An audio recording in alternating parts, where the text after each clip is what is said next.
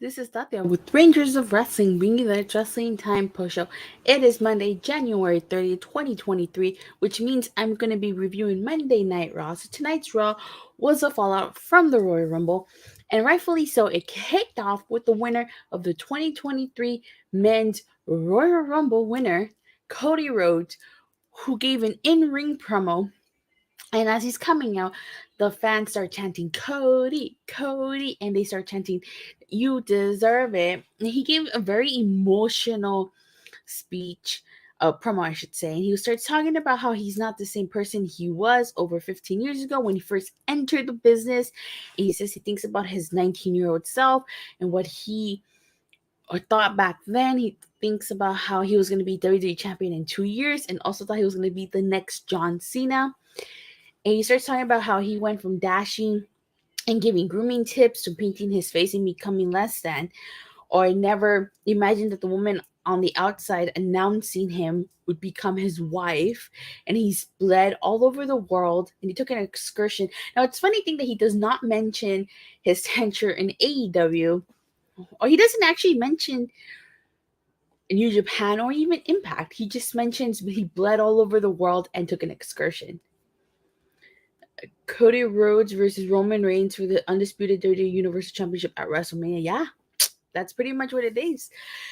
And he says that on Saturday, January 28, 2023, he lasted 29 others and is the first in his family to do so. He punched his ticket to WrestleMania.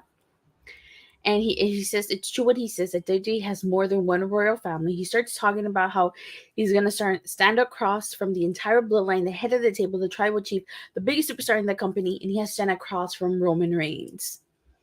And then they start chanting Roman sucks, which, can you blame the crowd for chanting Roman sucks after what happened at the Royal Rumble? Cody mentions how he has a great deal of respect for Roman, and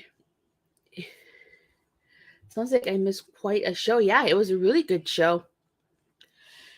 So he says that Roman will still be everything that he is today, except for the undisputed WWE Universal Champion at WrestleMania. So I'm going to stop there before I continue. Like, honestly, I really love this promo. I thought it was a very emotional promo, very heartfelt by Cody Rhodes. And honestly, I'm not mad that he won the Royal Rumble. I really do think he deserved it. So Judgment Day interrupts, and Finn Balor says that, is Cody going to return to do something original, or is he just going to knock off Balor again? Now Dominic starts talking about how he was supposed to win the Royal Rumble, and Finn Balor actually makes mention about he wonders why Rey Mysterio didn't show up. So Rey Mysterio was originally supposed to be number 17, but he did not show up. Damian Priest saying that Cody Rhodes got handed the number 30 spot. Dominic saying that Cody Rhodes owes him an apology, and Cody Rhodes says he has a lot of respect for his dad, Rey. And then Dominic says that he doesn't respect his own dad or anybody else's dad. And one of the things I like is that the crowd starts chanting, kick his ass, which I thought was so hilarious. And so Cody issues a challenge to any member of the Judgment Day, and a brawl ends up breaking out. Edge comes out and to attack Finn Balor. So like this brawl breaks out, and we end up finding out that our main event was going to be Cody Rhodes versus Finn Balor, a main event which I was really looking forward to and hoping that it did not disappoint. But overall, I thought it was a great way to kick off Monday Night Raw. So our opening contest was the Elimination Chamber Qualifier match. It's Seth freaking Rollins versus Chad Gable. This was a really, really good match.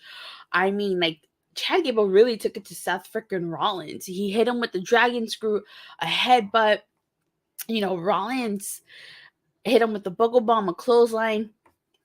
Now, Chad Gable kept putting Seth Rollins in that ankle lock, but of course, Seth Rollins wins this after he hits the pedigree. Now, Seth Rollins does not want a repeat of last year. If you guys remember last year, he had no clear path to WrestleMania, so obviously Seth Rollins does not want a repeat of that. We get Candice LeRae versus IYO SKY. This is another good match.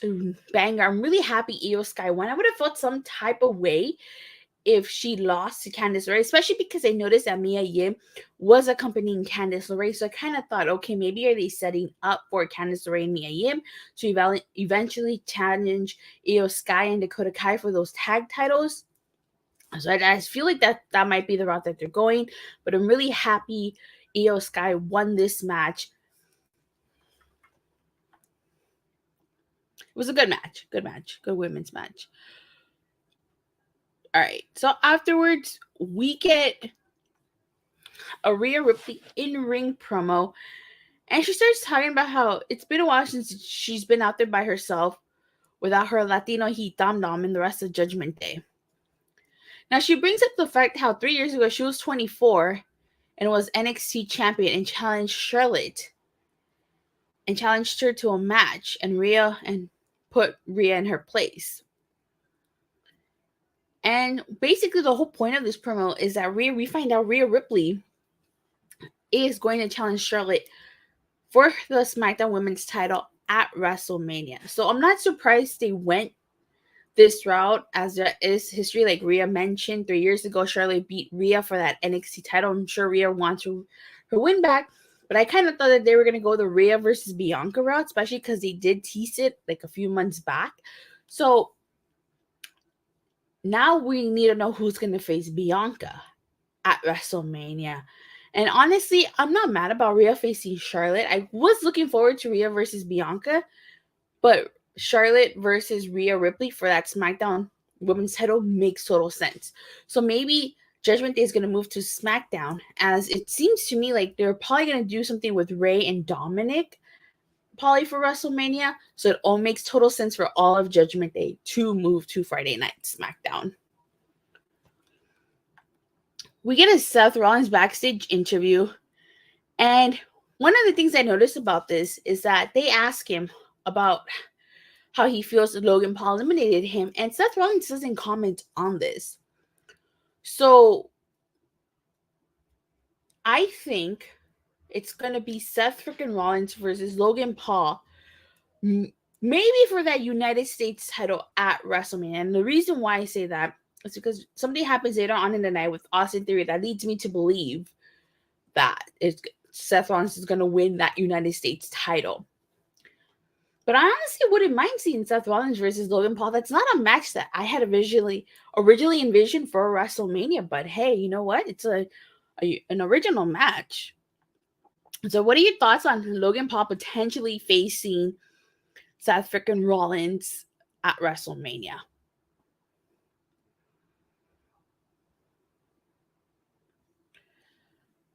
Okay, so we get the second Elimination Chamber qualifier. It's Baron Corbin versus Johnny Gargano. And honestly, this match was okay. It wasn't a bad match, mainly because of Johnny Gargano and Johnny wrestling. I'm just not a huge fan of Baron Corbin. I really don't like Baron Corbin and the JBL pairing.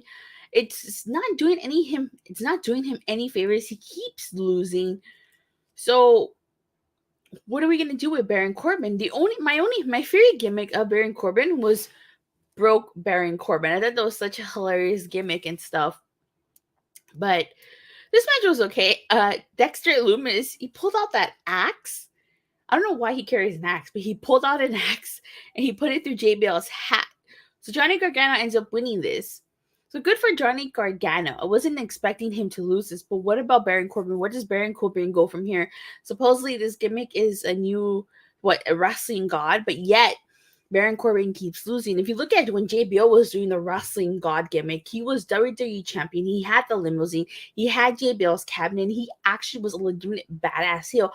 Baron Corbin, I'm just not getting that from him, unfortunately.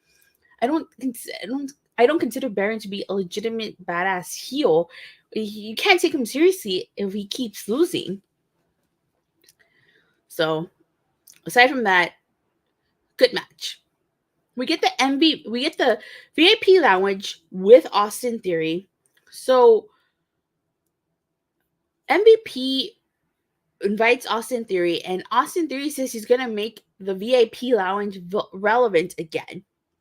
And he wants to turn it into Austin Theory Live. MVP tells Austin Theory he's not old enough to be considered a classic yet. And they start chanting, "You suck, you suck."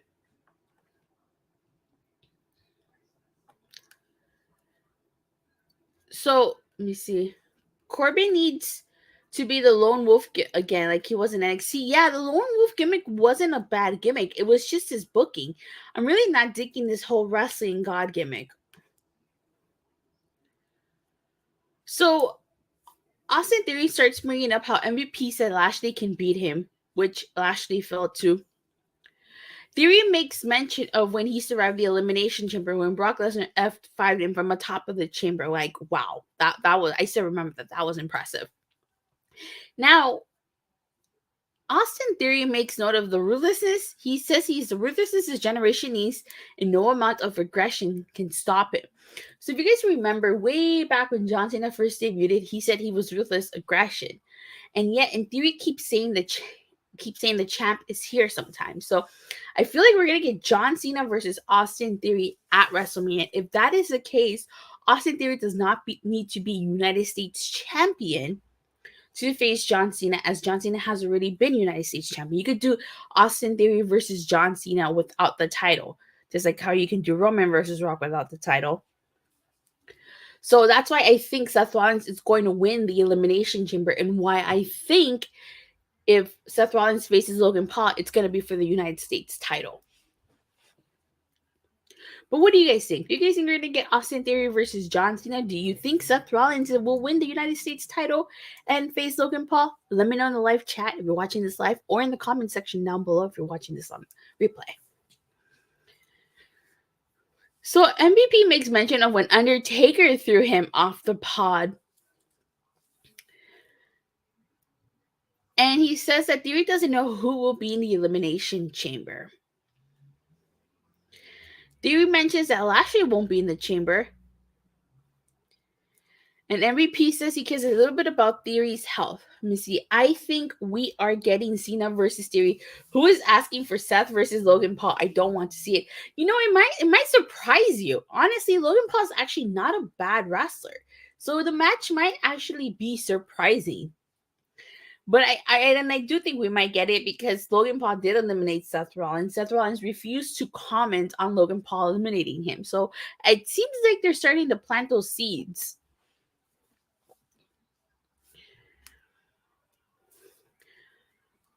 So Theory says that Lashley is MVP's meal ticket, and he's about to get chewed up by Lesnar.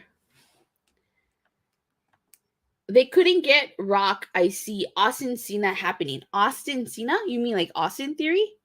I definitely do see Austin Theory Cena happening.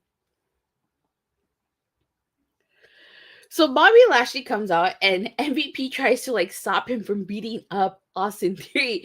But Austin Theory says to listen to his daddy, which really upsets Lashley, and just MVP just backs away, and he starts to pummel Austin Theory until Theory pulls MVP into Lashley's path. Logan Paul is just a waste. I don't care if people say he is good. Okay, so then realistically, who would you put Seth Rollins up against at WrestleMania? You don't want a repeat of last year where he has no clear path to WrestleMania.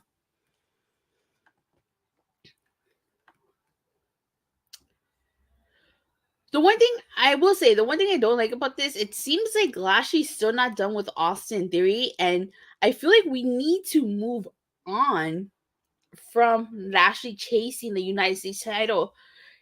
So what is the end point of this? Is you either have Lashley beat Theory, or you have Lashley move on from the US title chase. Little seeds planting for the Hurt Business comeback. I definitely do see that happening. We get a quick Finn Balor backstage interview where he tells Byron Saxon to tell Edge he works Mondays, and he thought that Edge would have enough by now.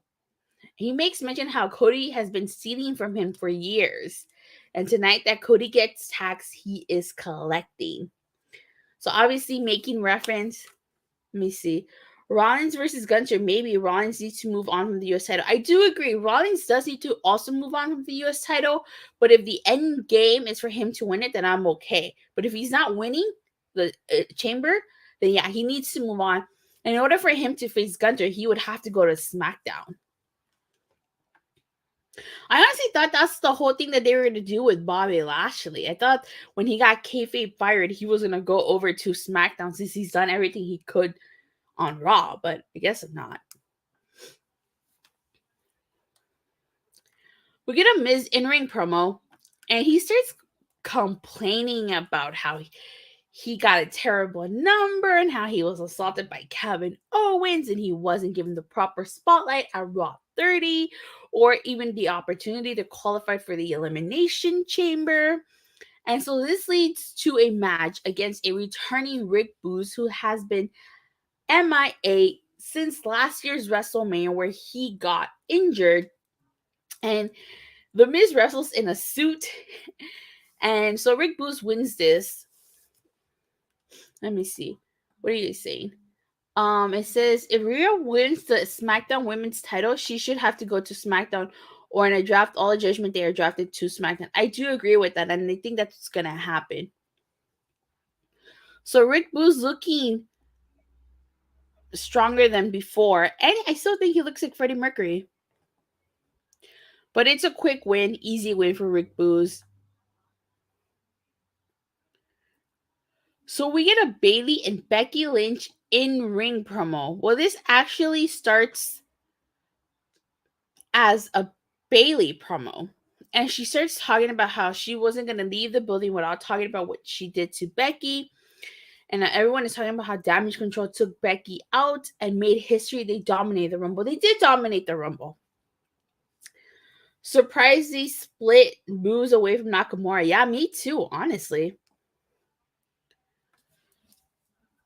And she said that Bayley's personal favorite elimination was when she eliminated Becky Lynch.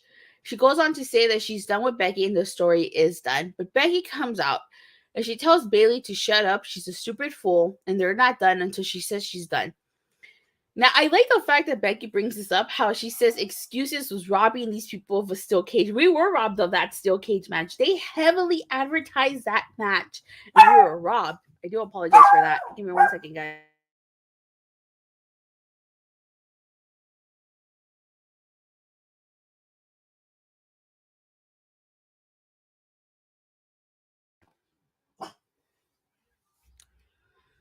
Sorry about this, you guys. Okay. All right. So, give me 1 second. I do apologize.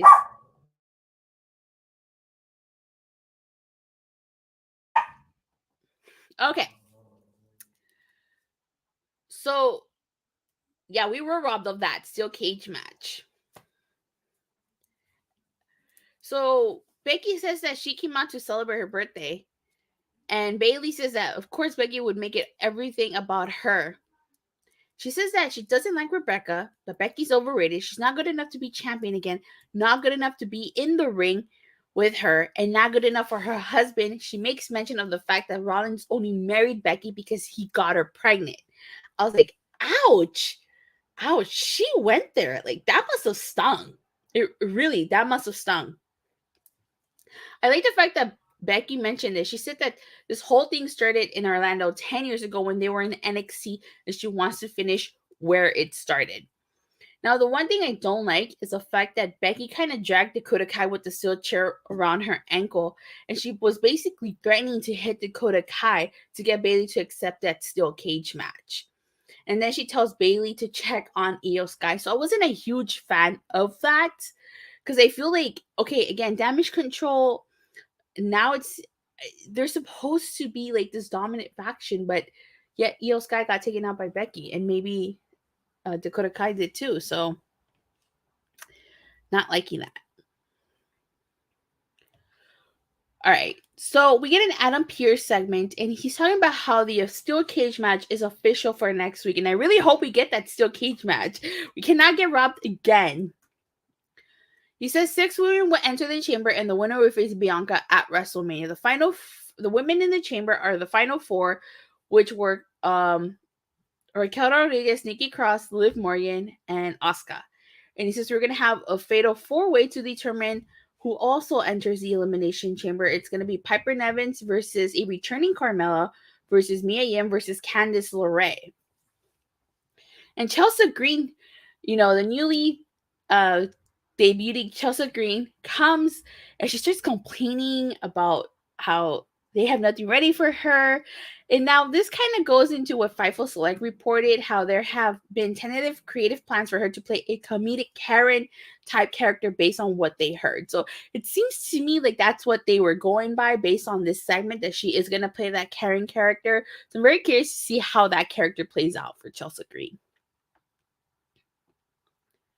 We also come to find out that there's going to be 2 more qualifying matches. It's going to be Angelo Dawkins versus Damian Priest and Montez Ford versus Elias. It's very interesting that they're putting the Street Profits in these qualifying matches. So who's going to qualify? Who do you guys think is going to qualify? Angelo Dawkins or Montez Ford? Chelsea's gimmick is an awful idea, really. I think it could work with Chelsea. I think you need the right wrestler with a good gimmick to make it work. Because you can have a really good gimmick, but then if the wrong wrestler portrays, it's just going to fall flat. But again, who do you guys think is going to win their qualifying match? Angelo Dawkins or Montez Ford? Now, I know there were reports last year saying that they were going to split the Street Profits and how Montez Ford was going to get this push. But I don't know. One of them is definitely going to qualify and the other one isn't. I don't think Angelo Dawkins is going to qualify. I think they're going to put Damian Priest in there, and I think they're going to put Montez Ford against, because he's facing Elias. And as much as I like Elias and I would want to walk with Elias, realistically, I don't see him beating Montez Ford and being in the Elimination Chamber. I feel like Damian Priest might beat Angelo Dawkins. But hey, you never know. They could be in for a surprise, and the opposite might happen. But who do you guys think? Let me know in the live chat or in the comments if you're watching this. Who wins, Montez Ford or Angelo Dawkins? All right, so you get another Elimination Chamber qualifier. It's Bronson Reed versus Dolph Ziggler.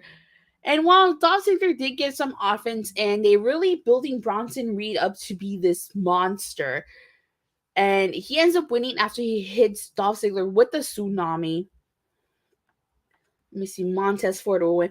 I do think that too. I think Montez Ford is winning and Angelo Dawkins is losing his match. I really hope that doesn't mean they're going to split up the Street Profits, but I do see that happening. Montez Ford winning and Angelo Dawkins losing. So great showing by Bronson Reed. We get a quick Carmella backstage segment, and she said that she's returning from a 7-month absence, and Mella is money, and she's going to win that Fatal 4-Way match. So I'm really liking the fact that they brought Carmella back with her old gimmick.